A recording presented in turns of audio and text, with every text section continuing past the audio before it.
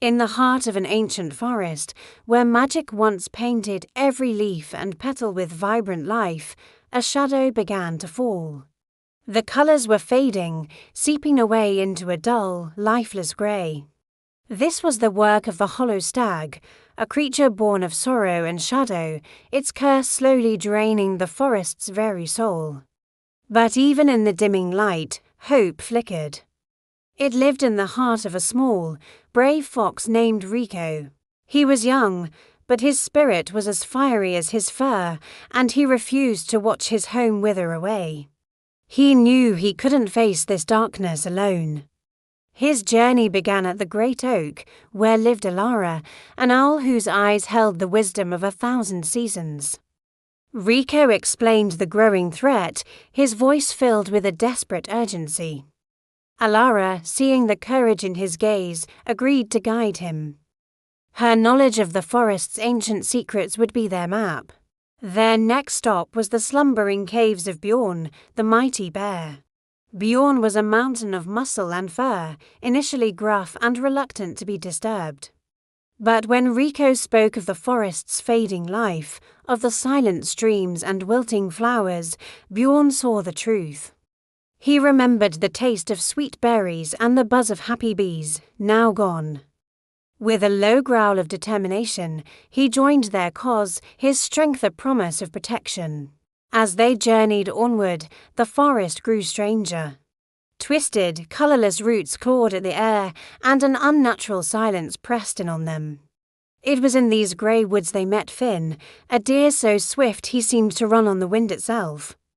He had been fleeing the stag's creeping influence, but Rico's courage inspired him. He would no longer run from the shadow, he would run against it, his speed becoming their vanguard. Deep in the hanging vines, they found Kiki, a playful monkey whose laughter had once echoed through the canopy. Now she was quiet, her usual mischief replaced by a somber watchfulness. She showed them how the stag's curse not only stole colour, but joy as well. Seeing the growing fellowship, a spark of her old self returned. She joined them, her agility and knowledge of the high branches offering a unique path through the dangers ahead. Their fellowship was growing, a small beacon of defiance in the encroaching gloom. The path Alara chose was perilous, leading them through the whispering canyon, where the wind carried echoes of the forest's sorrow, and across the river of memories, where shimmering reflections showed glimpses of what was being lost. Each step was a test of their resolve. Their quest for an answer led them to the moonlit glade, a place rumoured to be the last bastion of the forest's original magic. Here they met Lycan, the noble alpha of a wolf pack that guarded the glade. Lycan was wary, his pack having suffered greatly from the stag's advance. He saw Rico not as a leader, but as a child leading others to their doom. He challenged Rico, testing his spirit and his conviction. But Rico didn't fight with fangs or claws. He fought with words, with his unwavering love for their shared home. He spoke of unity, not of a fox leading a quest, but of the forest itself fighting back through its children.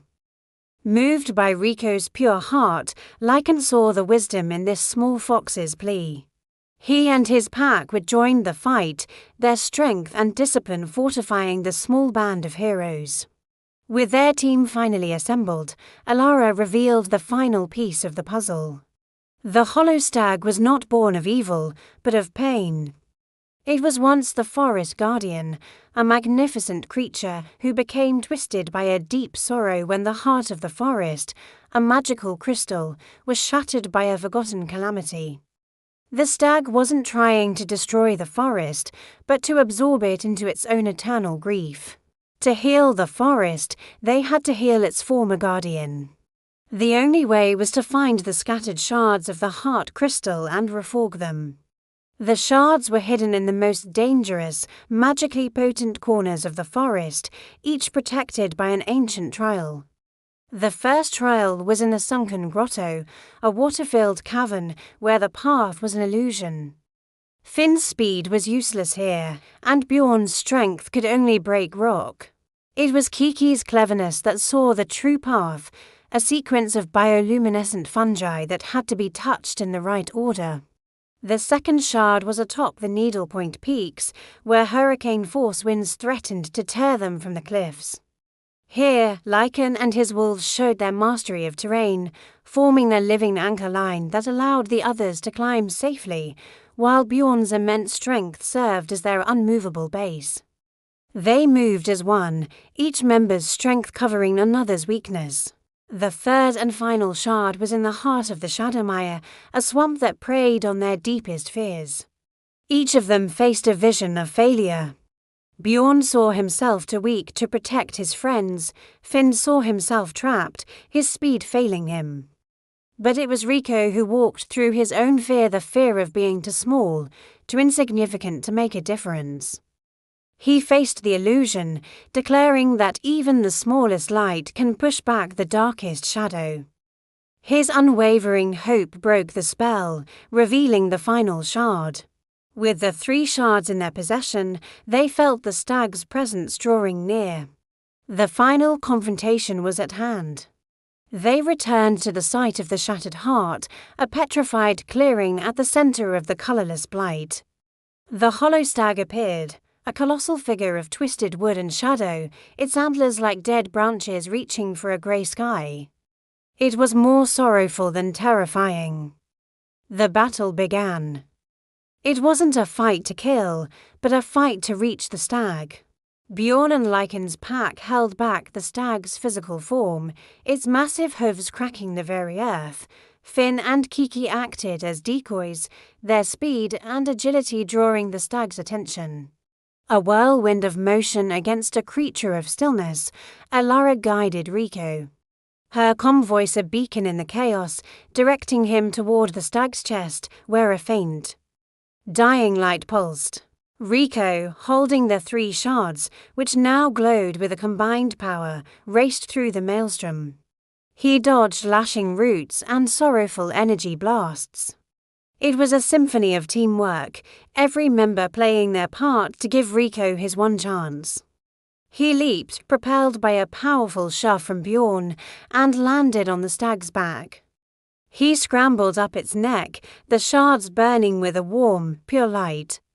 He reached the hollow in its chest and, with a final cry, thrust the glowing shards inside. An explosion of pure, brilliant white light erupted, throwing everyone back. It wasn't a light of destruction, but of healing. The light washed over the forest in a tidal wave of color. Greens, blues, reds, and yellows flooded back into the leaves, the sky, and the water. The twisted, shadowy form of the stag began to change. The dark wood softened, the antlers sprouted new leaves and flowers. When the light subsided, the hollow stag was gone. In its place stood the magnificent forest guardian of old, its eyes filled not with sorrow, but with gratitude. It bowed its head to the small fox and his companions. Rico, no longer just a brave little fox, but a hero, stood with his friends the wise owl, the strong bear, the swift deer, the clever monkey, and the noble wolf. They had faced the darkness not as separate animals, but as one heart, one spirit. The forest was alive again, its song returning on the wind.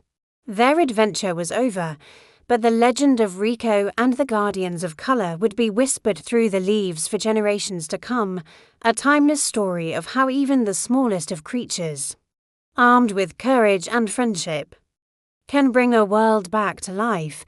Thank you for watching. If you enjoyed this adventure, don't forget to like, subscribe, and share.